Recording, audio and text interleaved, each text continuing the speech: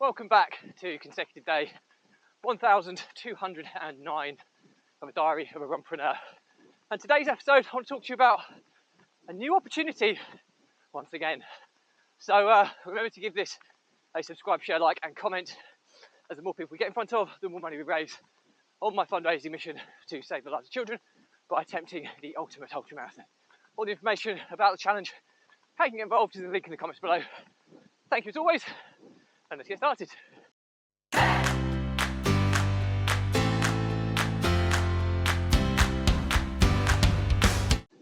So, consecutive day 1209 of a diary of a runpreneur, and today's topic is a new opportunity once again. So you probably remember me talking about breaking into the pub trade.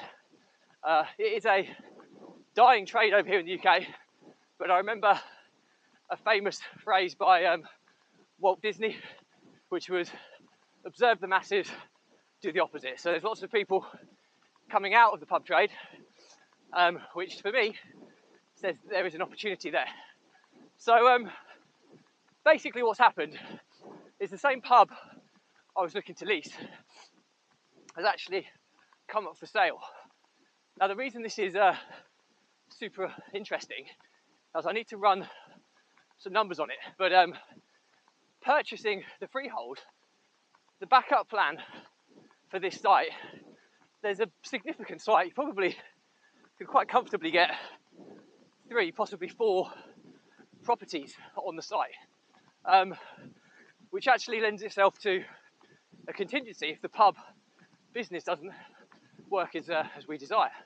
So when I'm reviewing a new business opportunity, I use MJ DeMarco's cents model. You can gather he's from the US, because it's cents like the currency or the money, which is CENTS, which is a acronym for how you assess a new business opportunity. So the first one in cents is C, control. Well, if we acquire the building, it'll be free house. There'll be no supplier that will be kind of tied into who can raise the prices and ruin us kind of overnight. So there's nobody who's got significant control. We'd source multiple suppliers to provide drinks and food for the pub. So that says to me that that's good.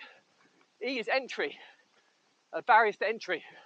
Well, to purchase a freehold building requires significant investment. So the investment size alone, plus the renovation requirements of the site, would determine that there are significant barriers to entry, which again is another good one. Check. N is for need. Is there a requirement for this offering? Well, it's a growing village community pub, and we've also, not the pub, but the village, the community is growing. There's a huge town which is being developed within a stone's throw away as well. So the target catchment area is growing and growing and growing, and it's an affluent area. So yes, there is a limit here as it's a geographical site. However, it's got potential to launch and then possibly introduce consumable items to sell that you can turn into an e-commerce platform where the scalability would be significantly higher and the need would be significantly larger. So T is time. How much time do I have to invest? Well, I'm always time limited at the moment, but that's because I'm spending all my time building business systems. Now, business systems are transferable across each business. So the longer I work on this, the less involved I'll be in the day-to-day of all of my businesses. So I don't see there being an issue with time, especially as there's probably a lengthy conveyancing process to go through before this would come to fruition. So yeah, again, pretty exciting with regards to not requiring huge amounts of my time to do it. There'll always be set up time, but once it's established, it should operate without my involvement. And the final one is scale, the S. And as I've stated, yes, the scales where it potentially falls flat in terms of the market is the market, it's a geographical located site. However, scale could be with multiple sites in the future, and consumable sales like potentially selling our own beer could be one, or other food or drinks related consumables. So that's where you could get e-commerce scale. So overall it's pretty strong, and the key that makes it even more enticing is the potential contingency, which is if we can't operate the pub and make it profitable, we could always convert the site to residential. It's quite a difficult process, but very doable, especially if the pub has failed and we've got evidence to back that up.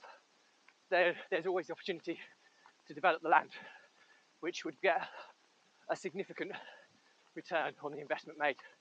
So that's my assessment of a new opportunity.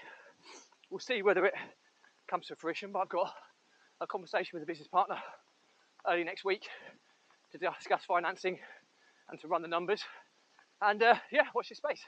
So learnings from my diary for today is, I think I've talked about this all the time, the opportunities are everywhere. Have a model for analysing new opportunities, like MJ DeMarco's sense model, and it will give you a pretty quick introduction to whether it's a potential opportunity or not. If it's not, say no and move on. So hope that's useful. Any questions or comments, drop me a line, I'll respond to everyone.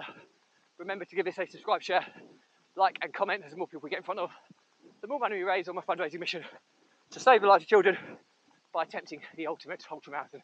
All the information about the challenge, how you can get involved, is in the link in the comments below. Stay positive, stay happy. I'll see you again tomorrow.